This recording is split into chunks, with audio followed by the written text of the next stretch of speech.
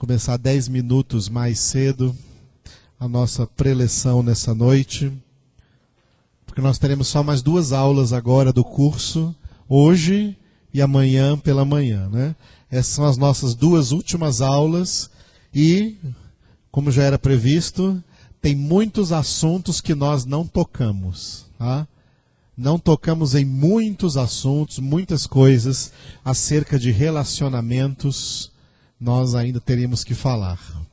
Bem, eu gostaria de pegar o gancho do domingo de manhã, porque quarta-feira nós também não demos a aula, nós tivemos culto à luz de velas, que não tinha energia. Então, como não ia gravar a palavra, para não dar uma interrupção em quem está ouvindo por aí pelo site, nós fizemos um culto salmodiando ao Senhor aqui na quarta-feira.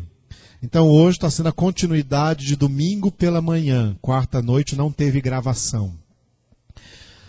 E nós estamos falando do último passo de os filhos saírem da casa paterna para a sua segunda família primária. Todos nós temos 2 famílias primárias. A primeira família primária é a família onde nós somos filhos. Nós saímos dessa família, dessa primeira família primária, para a nossa segunda família, que não vai ser secundária, que vai ser primária também. Vai ser a nossa segunda família primária, onde nós teremos filhos, seremos esposos, seremos os pais e teremos filhos. A Bíblia diz que deixará o homem pai e mãe e se unirá à sua mulher. E vale para os 2 lados, tá bom? Deixará a mulher pai e mãe e se unirá ao seu marido. Os 2 serão uma só carne. O exemplo que eu venho dando é o seguinte: quando que alguém deixa a faculdade? Quando termina o curso. Quando recebe a formatura, quando é formado, é quando alguém deixa a faculdade. Da mesma maneira, o filho deixa a casa paterna, a filha deixa a casa paterna, quando ela já, ou ele já, está formado para constituir a sua própria família dali para frente. E essa formação consta de vários elementos, e eu coloquei aqui primordialmente 3 deles, que os pais devem transmitir aos filhos. Primeira coisa, os filhos são dados aos pais. Os filhos são bênçãos de Deus dadas aos pais, para que os pais sejam os primeiros pastores dos filhos, os primeiros mestres dos filhos, os primeiros testemunhas de Cristo Jesus na vida dos filhos. A primeira coisa que o pai tem que dar aos filhos é Deus, conhecimento de Deus, palavra de Deus, ensinar os filhos a ter relacionamento com Deus.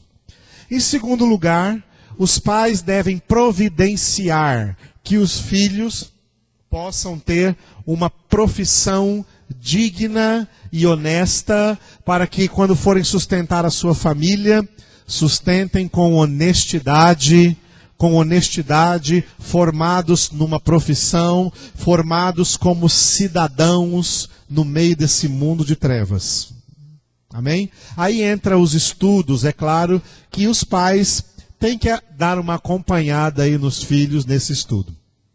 E em terceiro lugar, terceira coisa que eu coloquei, os pais têm que preparar os filhos para o deixar a casa, no sentido de formar uma nova família. Portanto, os pais têm a obrigação de orientar os filhos acerca de com quem eles vão se casar. Tá? Acerca de com quem eles vão se casar.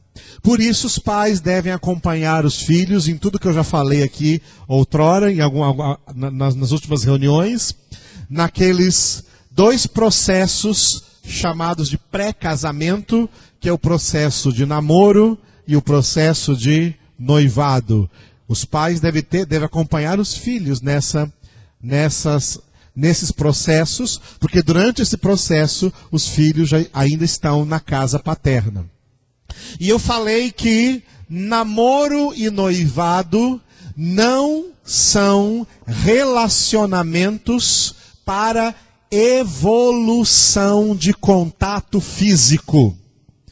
Namoro e noivado não são relacionamentos para evolução de contato físico. Evolução de contato físico é no casamento. Quando passa de noivado para casamento, dentro do casamento, aí sim é para ter evolução de contato físico. Namoro e noivado é para ter mútuo conhecimento e crescerem juntos no amor de Deus, no conhecimento de Deus, orarem juntos, orarem pelo seu futuro, planejarem na presença de Deus o seu futuro, se prepararem, os dois se prepararem profissionalmente e assim por diante. Mas não é para evoluir em contato físico, é para evoluir em conhecimento mútuo.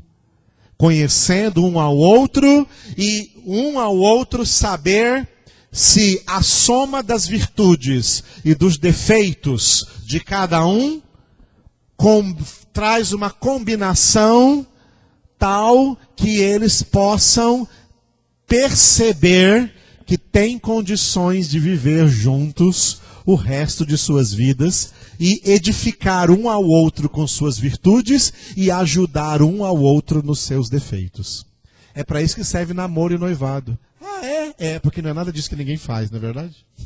Mas é para isso que serve. O que todo mundo faz no namoro e noivado é o que não é para fazer.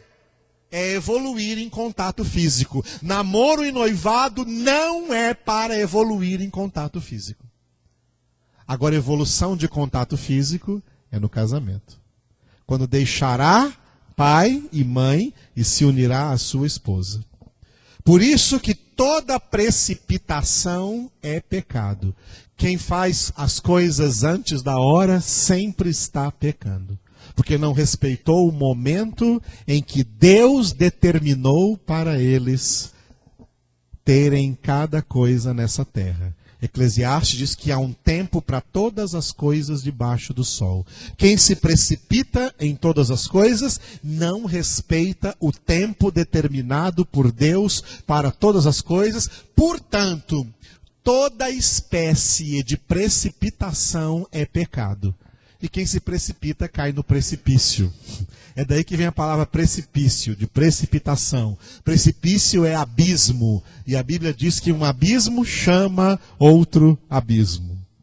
Ou nós andamos de fé em fé, ou andamos de abismo em abismo. Quem anda na fé não vai se precipitar, não vai cair em abismo.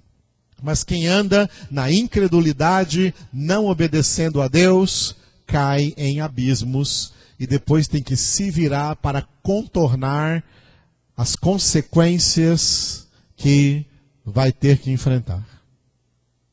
Então a palavra de Deus nos ensina de maneira preventiva. Hoje eu quero terminar essa questão. O filho ou a filha estão prontos para deixar a casa paterna. Então estão prontos para obedecer essa palavra de Deus que diz: deixará o homem pai e mãe, se unirá à sua esposa, ou vice-versa. Deixará, a mulher, a jovem, seu pai e sua mãe, se unirá ao seu esposo. Vamos explicar algumas coisas sobre esse deixar primeiro, tá? Esse deixar pai e mãe, eu já adiantei um dos fatores. Um dos fatores do deixar é o deixar econômico, que eu já adiantei, por isso que eu vou começar por ele, só para a gente ligar esse assunto, tá? O deixar é um deixar econômico. O filho que se casa, ou a filha que se casa, esse casal agora, eles mesmos são responsáveis pela sua subsistência material. Não mais os pais. Os pais têm uma hora que começam a envelhecer, ficar cansado, não dá para trabalhar, para ficar sustentando mais família, ele vai já, está aí se preparando para receber sua aposentadoriazinha, só para comprar os remédios e o arroz com feijão. Entendeu? Entendeu? E fazer o plano funerário, tem que pensar no futuro. Exatamente, isso é uma realidade, tá? Então, os filhos que vão crescendo, que aprenderam também uma profissão, a trabalhar, o primeiro deixar é o deixar econômico. Quem vai se casar porque já pode se sustentar. Quem não pode se sustentar, não chegou ainda na hora de deixar pai e mãe, portanto, não chegou ainda a hora de casar e é errado. Não é orientação de Deus se casar e ficar ainda na casa do pai e da mãe ou na dependência econômica do pai e da mãe. Isso é errado. Não é esse o ideal que Deus traçou para o casamento. Por isso o casamento é deixarás pai e mãe, porque a partir daí vai se sustentar. Se não pode se sustentar, não está preparado para casar. Não chegou a hora de casar. Não chegou a hora de deixar pai e mãe. Deixarás, quando puder também deixar a parte econômica. E não sair por aí se casando, mas é o pai que paga o aluguel, é o pai que faz as compras da casa do filho. Ô pai, está faltando aqui um negócio. Não, pode deixar que eu compro, meu filho, vou lá para você. Errado. Errado. Casou, se sustente. Casou, se sustente. Então, uma das dimensões do deixar é o deixar econômico, tá? O deixar econômico. Muito bem. Vamos ver outras coisas desse deixar que nós não falamos, vamos falar hoje. Deixar pai e mãe significa criar agora uma distância da sua primeira família primária para a sua segunda família primária. Essa distância, ela é necessária porque nem os filhos que saíram da casa devem ficar influenciando na casa onde saíram, e nem os pais devem ficar influenciando na casa dos filhos que já saíram da sua casa. Corta-se a influência. Corta-se a influência, tá? Ingerencial. O filho que saiu da casa não tem nenhuma ingerência na casa que saiu, e os pais não têm ingerência na casa dos filhos. E muitos problemas são criados quando isso não é respeitado.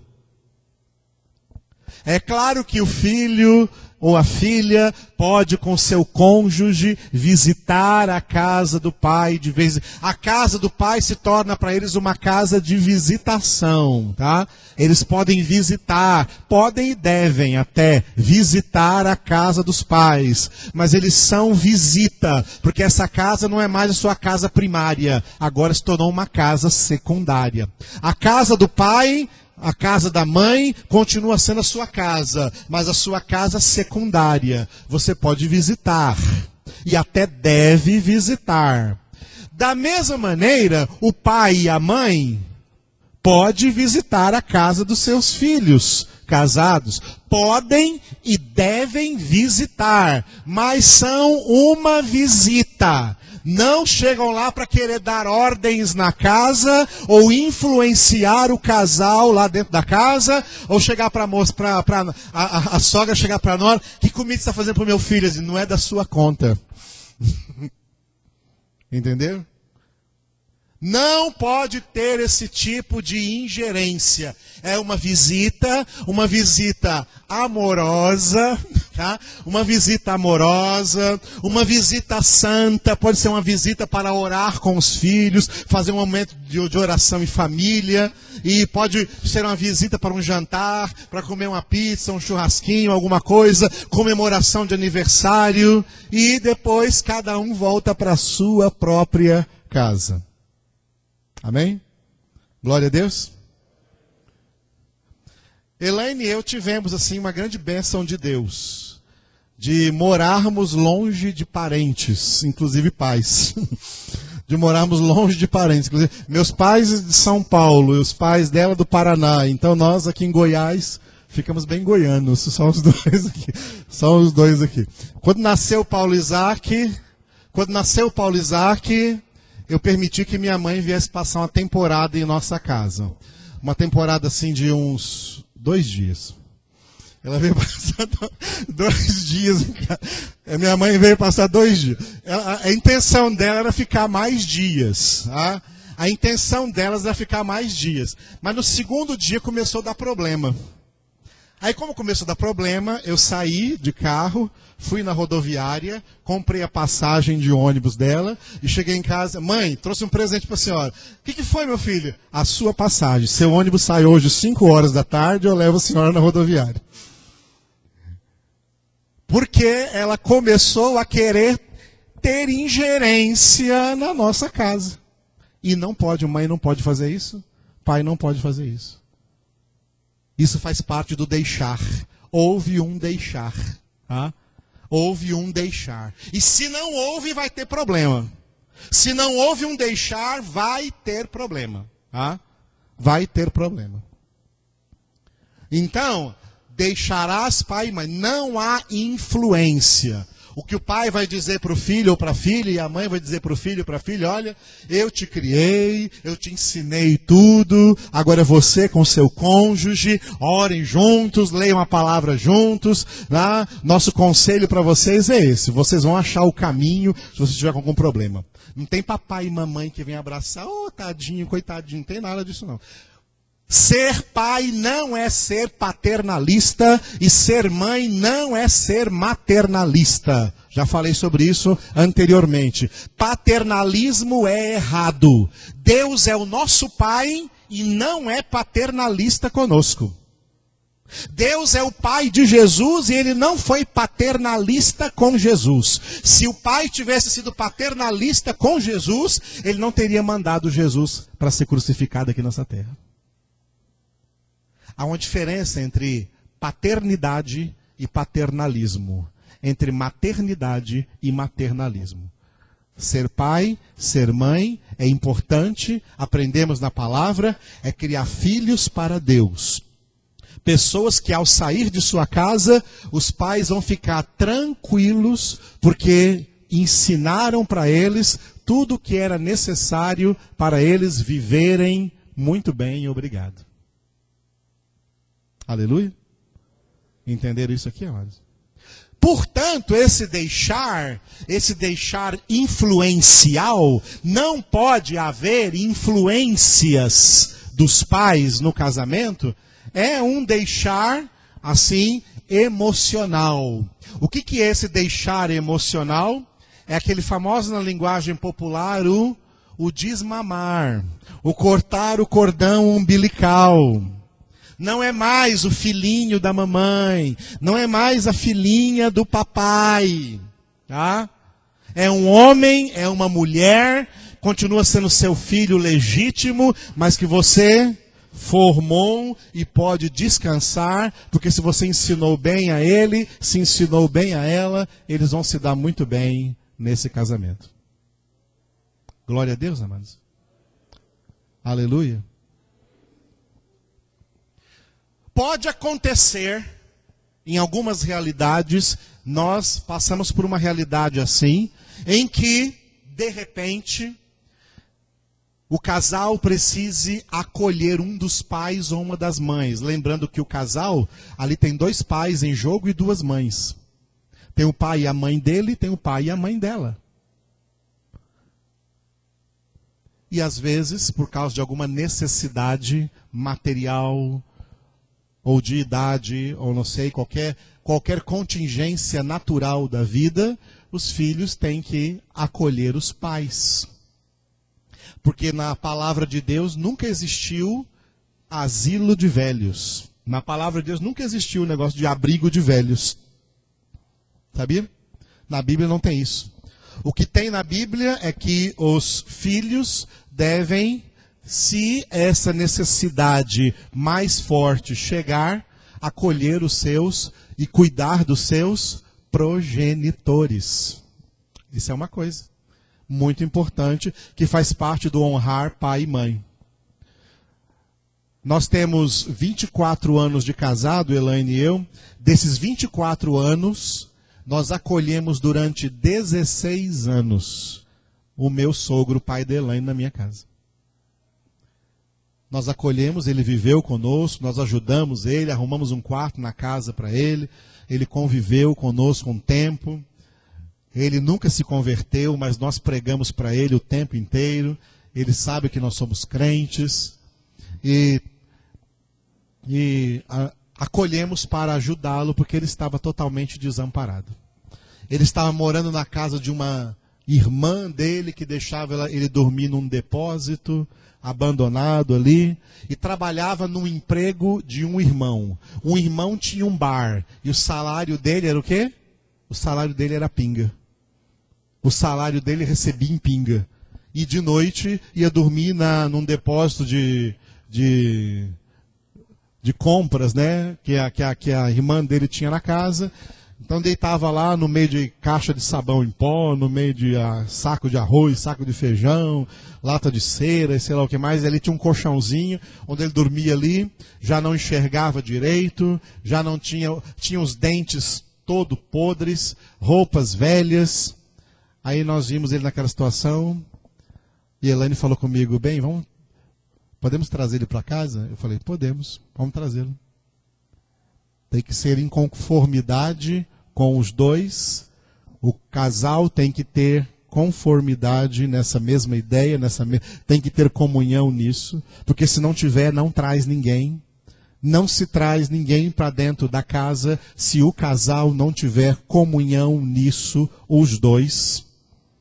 Por isso minha esposa procurou comunhão comigo nisso, e eu aceitei. E acolhemos o pai da Elaine, morou em nossa casa durante 16 anos, os meninos já tinham nascido, ele viu os meninos crescerem. Acho que o João não tinha nascido, o João nasceu, o Paulo já tinha nascido, mas o João não. O João nasceu, meu sogro estava morando conosco. Ele viu, portanto, o João nascer e crescer, e viu como nós educamos os meninos. Nós compramos roupa para ele, nós levamos no oftalmologista, limpou os olhos, ganhou um óculos, levamos no dentista, arrancou todos os dentes, fez dentadura, demos uma check-up no veião, que ele ficou beleza. Demos trabalho, ele estava com a documentação toda atrasada, Elaine correu aí todos os órgãos públicos, Receita Federal, etc. Tinha um monte de coisa enrolada no nome dele, desenrolamos o nome dele, ele não tinha aposentadoria, nós conseguimos fazer com que ele ganhasse a sua aposentadoria, ele ganha hoje a sua aposentadoria direitinho. Só que, quando foi passando esse tempo, né? Quando foi passando esse tempo, parece que ele se acostumou em ficar lá em casa, começou a ter algumas ingerências, começou a dar alguns problemas. Aí eu falei para Elaine assim, querida, você não é filha única, você tem outros 6 irmãos. Nós já ficamos com seu pai 16 anos. Que tal ligar para os seus irmãos e ver qual deles agora vai assumir? Já que nós cuidamos do seu pai e não pedimos ajuda a nenhum dos irmãos. Nós assumimos tudo e cuidamos de tudo. Aí nós providenciamos a mudança dele, ele está agora no Paraná, na casa de uma das irmãs da Elaine. E ainda tem, né? Ele pode ficar 16 anos em cada casa agora, porque já ficou 16 anos lá em casa. Né? E, amados, isso é algo que foi necessário a gente fazer. Nem sempre isso será necessário.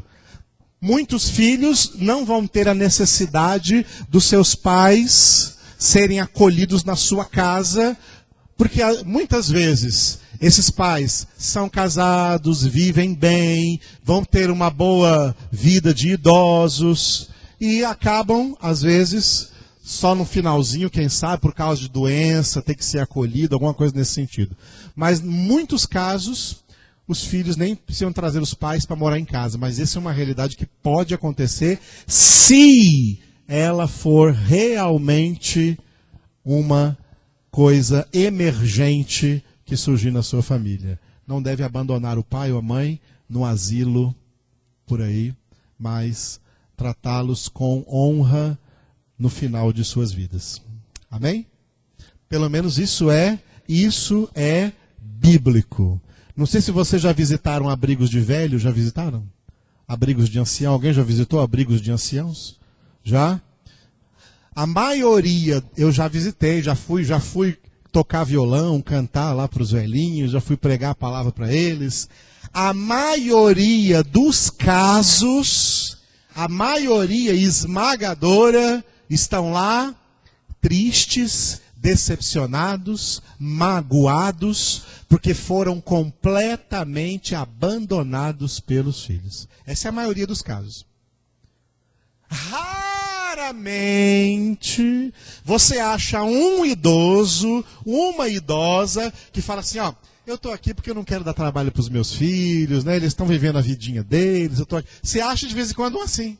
Alegre lá no abrigo com os outros velhos, até ajuda lá no abrigo os outros velhos, porque está alegre de ficar lá. É uma pessoa que está contente de ficar lá. E não, meu filho até queria que eu fosse para a casa dele, mas eu não quis, eu preferi ficar aqui. Glória a Deus. Existem, nesse caso, abrigos bons que dão boas assistências, mas cuidado que tem abrigos por aí que acabam de matar os velhinhos. Viu? Mas isso que eu estou falando aqui é raro, tá? É muito raro. Muito raro de se acontecer. Mas acontece. Mas acontece. Então, pensar...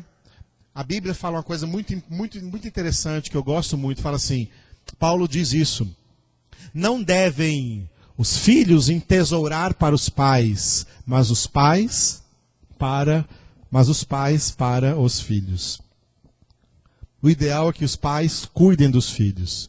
Se porventura for uma necessidade o filho cuidar do pai, o filho cuidar da mãe, a filha cuidar do pai ou da mãe, em comunhão com o seu cônjuge lá no futuro, e ver que essa é uma necessidade real e que eles precisam tomar providências a essa necessidade real, então eles têm que agir em conformidade com a palavra de Deus, com o amor de Deus, com a justiça de Deus. Aleluia? Glória a Deus. Muito bem. Agora o casal está lá dentro da família. Estão casados, né, para constituir uma nova família. Agora sim, eles têm que crescer no contato físico. Agora eles têm que crescer e se desenvolver no seu contato físico. Porque agora, no casamento, eles são, de fato, uma só carne. Eles são, de fato, um só corpo. Agora é a hora.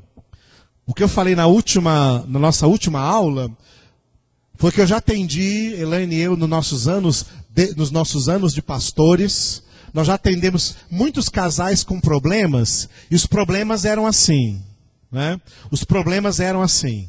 Quando eram solteiros, apenas namorados e noivos, pecaram. Pecaram porque foram evoluir no contato físico. Foram evoluir no contato físico. E depois que casaram, estão com um problema que um não está querendo mais ter contato físico com o outro. De repente se esfriaram com o outro. Antes do casamento estava pegando fogo. E depois que casaram...